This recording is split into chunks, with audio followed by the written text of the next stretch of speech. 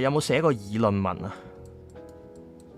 議論文係通常有幾個立場咁樣啦，一個就係支持，一個就係反對，一個就係中立咁樣啦，跟住有啲自己意見喺度啦，係咪啊？咁最近呢個 Threads 咧就有人話咩俾人指造假咁樣，叫我同阿 Bob 定唔知叫阿 Bob 攞個100萬出嚟對賭咁樣證明造假啦，係啦。咁如果大家寫過議論文嘅話咧，我唔知你哋有冇寫過議論文啦，中學。咁議論文嘅話，其實你做反方咧係會容易寫過做正方噶，知唔知點解啊？有冇人知點解？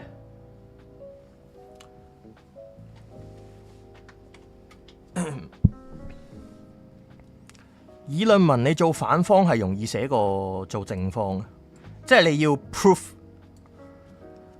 點解呢？就係因為你要 proof 一樣嘢，就以呢個2019年嘅 DSE 題目讀書無用 Paper 2嘅議論題目讀書無用，你要 proof 正方係難過 proof 反方嘅，知唔知點解？冇錯啦。阿東爺講咗啦，你要 proof 佢錯嘅話呢，你是但一樣嘢 proof 佢錯就得噶啦。但係你要 proof 佢啱嘅話呢，你係要全部嘢都啱，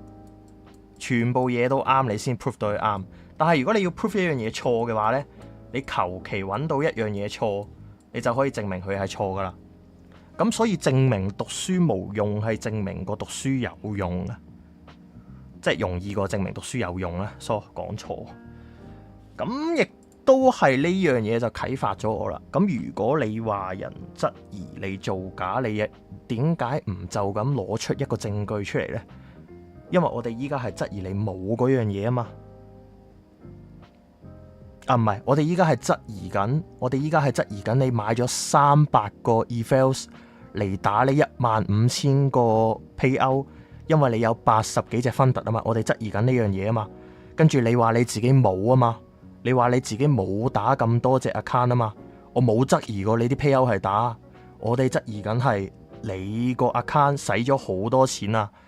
咁如果你要 proof 自己冇嘅話，好簡單噶咋，咁你咪就咁 cap 出嚟證明自己冇咯。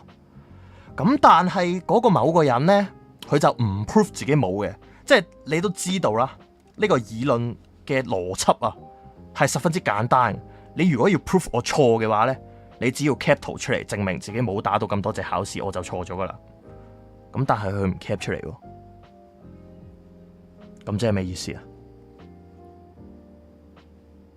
佢唔 cap 出嚟喎，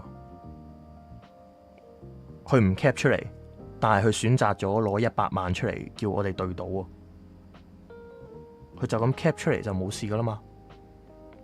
講咗咁耐啦呢樣嘢，咁咪真係佢心有事咯。係啊，咁咪真係心有事咯。你知道啦，要 proof 一樣嘢冇好簡單噶，即係要 proof 一樣嘢錯係好簡單，你只要其中一樣嘢錯就得啦。即係好似你嘅女朋友鬧你咁樣呢，你只要揩到佢一條頭髮仔咁樣呢，佢就係咁鬧你噶啦。但係你要你個女朋友唔好鬧你，要佢開心呢，你要做啱晒咁多樣嘢，佢先唔會鬧你嘅。get 唔 get 啊？所以要錯嘅話係好簡單，你只要一個位錯嘅話就係錯。如果你要 proof 自己冇錯嘅話呢，你都好簡單嘅，你只要證明到嗰樣冇錯嘅嘢係啱，你就 proof 到自己係呢樣嘢係冇錯啦。明唔明呢個意思？呢個就係個邏輯，所以從呢個講法，從呢個邏輯嘅判斷，從呢個邏輯嘅分析，你可以整理到嗰條友根本係冇讀過書咁滯嘅，基本上係冇邏輯嘅講嘢，同埋係身有屎嘅，知唔知道？所以交俾大家自己判斷啦吓，我就冇100萬嘅，我都唔會對到嘅，就算我有都。龍門任你擺啊嘛，因為